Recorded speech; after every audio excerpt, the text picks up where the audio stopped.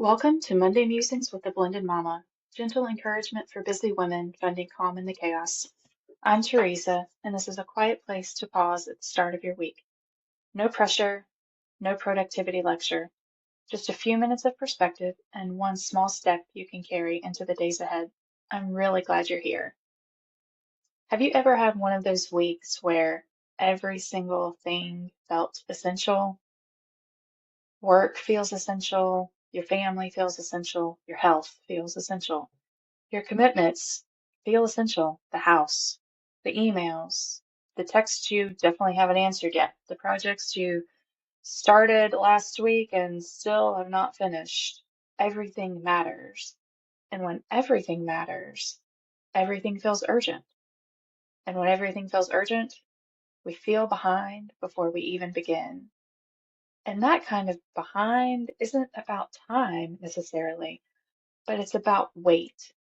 Because when everything carries the same weight, your nervous system doesn't know what to do first. It just knows it's carrying too much, and that is exhausting. Not because you're not capable, but because you're trying to carry everything at the same volume.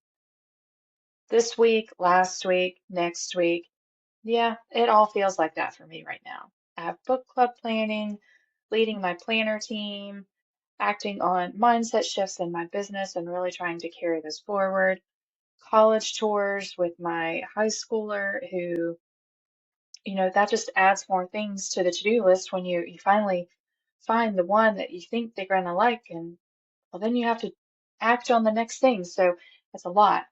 Podcast episodes. So all of these, recording them. Where am I going to fit that in? Family rhythms. Who's going where, when, what, why, how? It's just a lot. So this last week we visited a college. It was our fifth college tour. But once we got home, there's a dozen potential next steps, right? This is like of the five, this is her number one.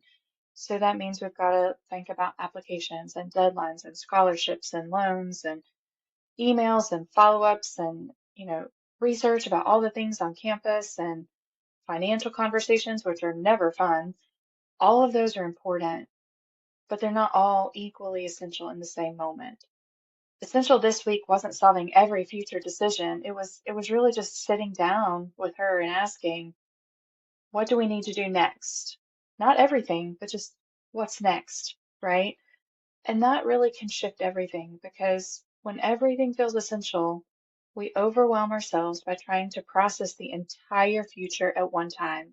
And that can feel overwhelming to the best planner in the world. But essential usually lives in the next right step. Noise, however, lives in the five steps after that. And one of the quotes I love from The Lazy Genius Way by Kendra Adachi is, if it isn't essential, it's just noise.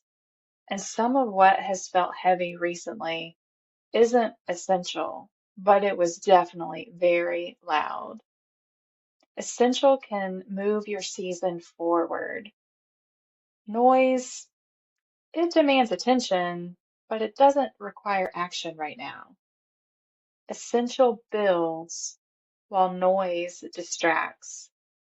Essential aligns with capacity while noise reacts to visibility. The problem isn't that we can't handle important things. The problem is we rarely pause long enough to distinguish between what is actually essential and what is just noise. So let me just give you a small example. Before 8 a.m., one day this last week, actually, let me just correct that. Before 6 a.m. Because listen, friends, I'm up typically at 5. So before 6, I have email notifications. I have Facebook messages that because I go to bed early, somebody sent me at night. Facebook messages in my waiting for me when I woke up. Reminder alerts on my phone. Text messages again that came while I was asleep. And then I know that what I have waiting ahead for me with my day job, I've got some deadlines coming up and there's just a lot of pressure, right? So that was at least five things, but probably frankly more if you really wanted to look at it. And they're all technically important. But when I pause and ask myself, what is actually essential this morning, right now? It wasn't any of those. The essential thing that I needed was clarity. The essential thing I needed was finishing my morning routine. The essential thing was identifying my three musts for the day, right? Everything else was still just noise.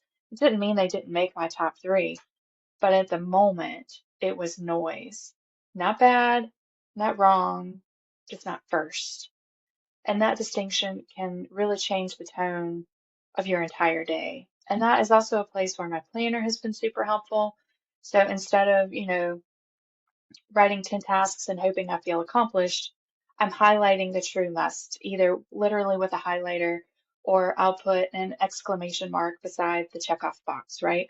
So you can come up with your own symbols for how you want to recognize what are the true musts, but highlight them in some way. So these are your not the nice to do things, not the I'm going to feel productive if I get this done, not the this is going to make me feel responsible if I get that done. But what are the actual musts? Sometimes it's going to be three things, sometimes it's two, it might even be five sometimes. But once you have them highlighted, everything else is able to be mentally downgraded because you can see exactly what you need to be focusing on. And if those other things don't get done today, the world is not going to collapse. The three musts forces honesty with your to-do list.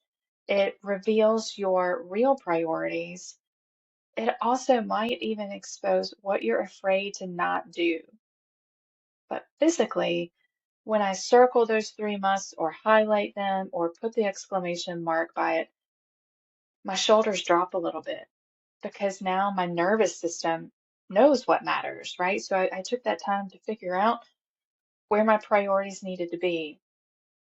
And the other shift I'm trying to make, and this is definitely still a work in progress because there is a lot on my plate, but that is protecting some white space in my calendar. Now, white space is not empty time. White space is unassigned capacity. It's margin that isn't pre-spent. It's the difference between a calendar filled edge to edge, top to bottom, side to side, and one that has some breathing room in it. White space might look like 30 minutes that are not pre-decided, or an evening where you don't have a plan, or ending something early on purpose, not stacking your commitments back to back to back to back. White space allows you to absorb the unexpected, and without it, every interruption feels like a crisis. White space says, I will not operate at max capacity at all times. And here's something else for you to think about this morning. Capacity is not just about time, but capacity is also about emotional bandwidth, mental clarity, physical energy, stress tolerance. That's a big one for me right now. You can have open time and still not have capacity, which means white space isn't laziness, it's strategy. So here's what I want you to sit with this week. Where has everything been feeling urgent? How are you measuring yourself? If you could choose just three musts for the week, what would they be? And where could you leave white space instead of filling it? Clarity is the first step. Clarity gets stronger when you process it out loud. So if this episode gave you something steady to hold on to, follow the show so you don't miss what's next. But I would love for you to come and continue this conversation in our free online community. You can find the link for that also in the show notes. We also are talking about a lot of this in depth in our book club. So if you would like to continue conversations just like this with our next book club, check out the show notes for information on that as well. We're going to be reading Find Your People by Jenny Allen. And you can also find some of my favorite planning tools linked in the show notes as well. Now, if you'd like to get some weekly encouragement and practical planning insights straight to your inbox, you can also join my email list using the link in the show notes as well. You don't have to find clarity alone.